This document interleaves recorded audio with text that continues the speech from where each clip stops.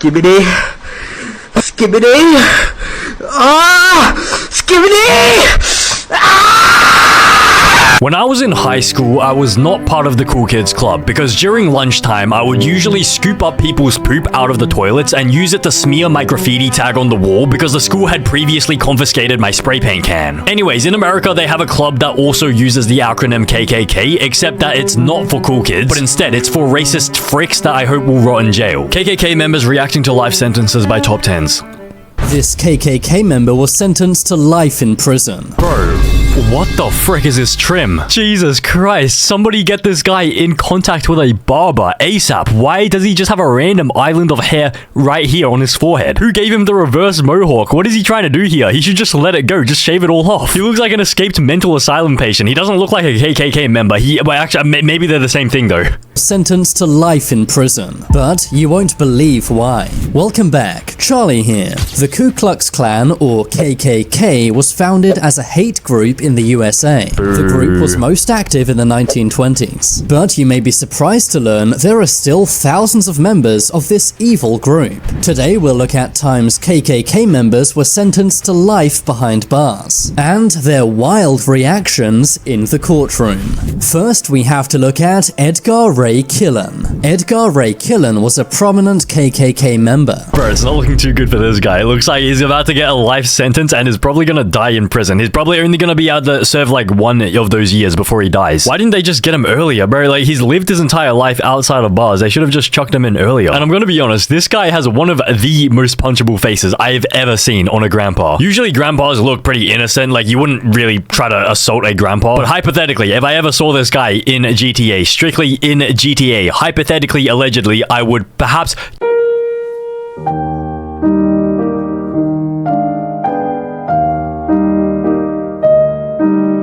Edgar Ray Killen was a prominent KKK member. In 1964, he planned the murder of 3 people. Andrew Goodman, Michael Schwerner, and James Chaney had their lives ended. Bro, I thought he was meant to be part of the KKK. Why is he doing friendly fire? Isn't it that the KKK don't like black people? Why would he kill like 2 white people? The 3 victims were civil rights activists. They were participating in the Freedom Summer of 1964. This was a big civil rights protest in Mississippi. The 3 men had just visited the victims of the burning of a black church. But that's when a KKK member who worked for the police arrested the men. The police said they were speeding, but there was no proof. After the men were released from jail, their car was tailed by the KKK. The KKK then forced their car off the road, and then shot the 3 activists inside, sadly ending their lives. Okay, so now I understand better. Okay, so these people were sort of advocating for like black people's rights. They were sort of against the KKK, specifically against the KKK. And even though some of them were white, they still got killed purely because they were supporting black people. That is insane. But this happened in like the 1960s, I think. And so why did it take them that long to sort of convict this guy?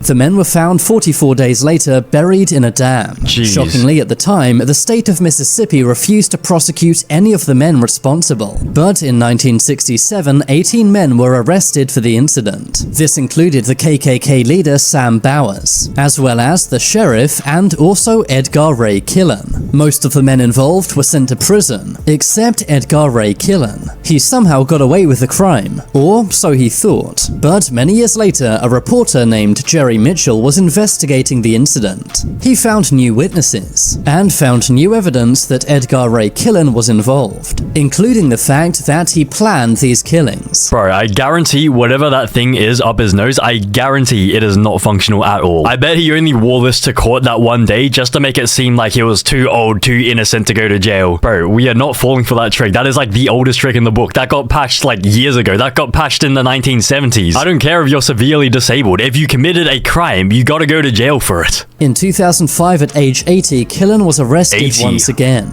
The case went to court. He was found guilty for the crimes and was sentenced to 60 years in prison. Get Given out. that he was 80 at the time, this of course meant a life sentence. I mean, not necessarily. Like, he could live until 140 years old. He could break the world record. Edgar Ray Killen passed away in 2018 while behind bars. It's a shame justice was only served 40 years after the crime, but although late, at least justice was served. But not only was justice served 40 years late, but this guy probably only got to spend like 10 years out of his 60 years in prison before he died. And so if they had actually caught him 40 years earlier, then he would have been able to, you know, spend 50 out of those 60 years in prison before he died. Next, we have to look at Jeremy Christian. In May 2017, Jeremy was on a train in Portland, Oregon. That's when he had a massive freakout. He started making very racial remarks and threatening many passengers on the train. Taliesin Namkari Mesh and Micah David Cole Fletcher stepped in. Wait, but these two people are white as well. What was going on here? They told Jeremy to calm down and stop making hateful remarks. Okay. But that's when Jeremy pulled out a knife, Ooh. stabbing both men along with another passenger named Ricky Best. Micah thankfully survived, but Taliesin and Ricky sadly both passed away. Jeremy Christian then ran away. He was soon arrested and went to trial. The surviving victim, Micah, said that he has nightmares every night. Jesus Christ. So this wasn't even, like, was it a hate crime here? I think it's just a KKK member just gone crazy, just like stabbing like other white people. Are you sure this guy's even part of the KKK? He just seems like some sort of like schizophrenic or something. Like maybe as he was screaming his racist comments, he like confused these people as like black people or something. In the end, Jeremy was given 2 life sentences plus 51 years, with 0 chance of parole, meaning this dangerous and hateful man will never be released from behind bars. That's probably a good thing, seeing as he had a major freakout in court. Oh, so this is the guy. Oh my god, look at him. Whoa. Whoa, whoa, whoa. I should have killed you. Whoa.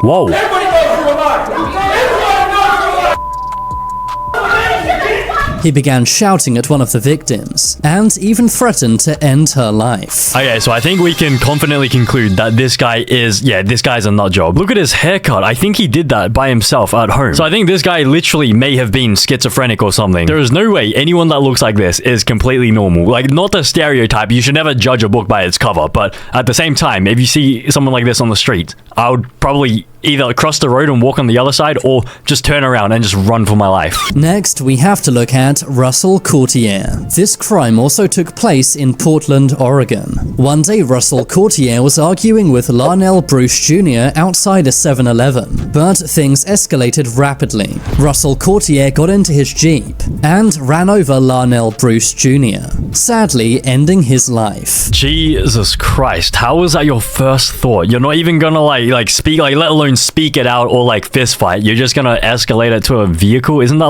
like some sort of like GTA type beat? That doesn't even seem real. That just sounds so absurd that like it just doesn't even seem real. How, like, why would anyone do that? But why would Russell Courtier do this? Well, it turns out he was part of a hateful prison gang named European Kindred. He had the group's logo on his hat as well as a tattoo on his leg. His hat was found at the crime scene and CCTV also caught the whole thing on camera. He was arrested and taken to court. His girlfriend, Colleen Hunt, was also arrested. Holy chopped. No offense, bro. Honestly, this is karma. Karma always finds a way to get back at you. And so because you were racist, you were never able to find any girlfriend for your entire life, and so you just had to settle for this. No offense, of course, like to this woman. His girlfriend, Colleen Hunt, was also arrested. That's because it was her car that he used, and she was cheering him on inside of the car. What? Russell Courtier Wait, what?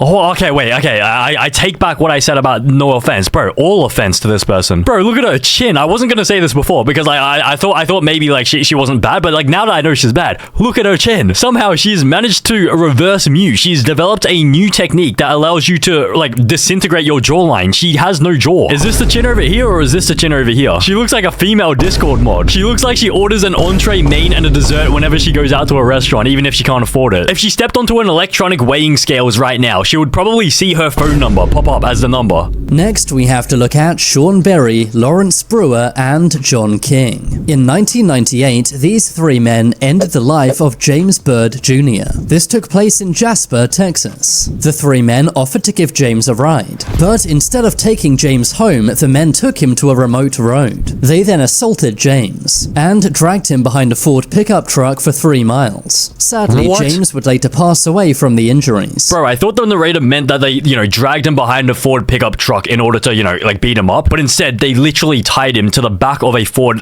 car and just started driving with him getting scraped across the road.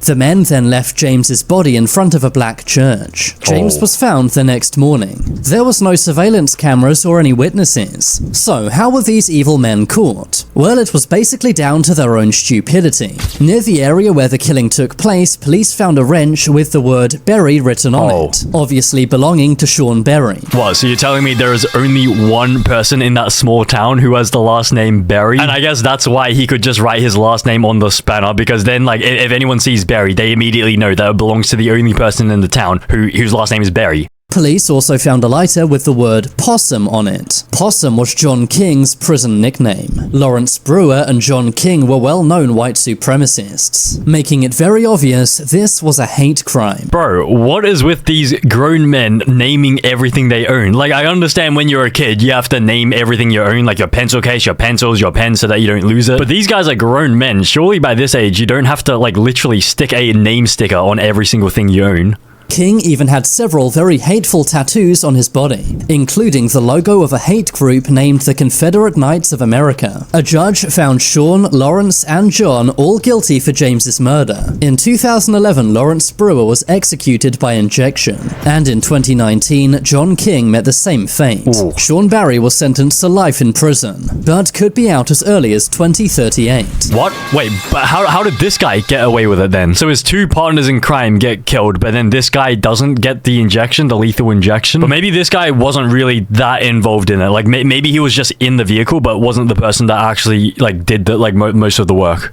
Next, let's look at Kayla Norton and Jose Torres. Kayla and Jose were both members of a hate group named Respect the Flag. They were sentenced for an evil attack on an 8-year-old boy's birthday party in Georgia. They said various racial obscenities. They also threatened to use firearms, and also waved Confederate flags, all while drinking heavily. This took place in July 2015, only 1 month after someone ended 9 lives in a black church. Bro, what even is this flag? Is that what they call the Confederate flag? Confederate flag is a symbol of racism and white supremacy. Oh, okay. So the hate group is called Protect the Flag, and I assume by flag they don't mean the LGBTQ flag. Kayla and Jose also threatened various black drivers. A judge later declared Respect the Flag as a street gang. In the courtroom, Kayla Norton cried and apologized to the victims' families. I would never walk up to you and say those words to you, and I'm so sorry that happened to you. Bro, what do you mean I'm so sorry that happened to you? Didn't you do that? How can you be sorry that something happened to you when you did it to you?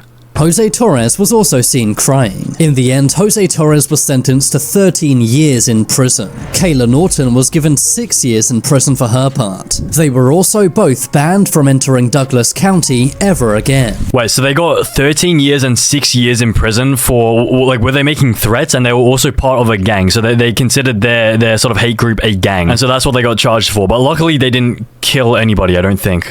Next, we have to look at Charles Newcomb, David Moran, and Thomas Driver. These 3 KKK members plotted to take someone's life. Whoa. The 3 men were Florida prison guards and had planned to end the life of someone who used to be an inmate at the prison where they worked. Thankfully, the plot was foiled by the FBI. They wanted to end the life of a man named Warren Williams. This was over a fight one of the men had with Warren. They planned to use insulin to take his life, and then dump him in a lake to make it look like he drowned. The FBI was able to save Warren Williams' life. They did this by infiltrating the KKK and finding out their plot to end Warren's life. The men are now in the same prison where they used to work. Only this time, they're not guards, but inmates. Jesus Christ. Well, that's a little bit awkward. So now your previous co-workers working as guards at the prison will be feeding you food, wiping your ass, showering you. Honestly, I feel like that's worse than like a death sentence, honestly. But how does one just infiltrate the KKK and just find out this plot? Like, did they have all the documents just like sitting on top of the desk there, like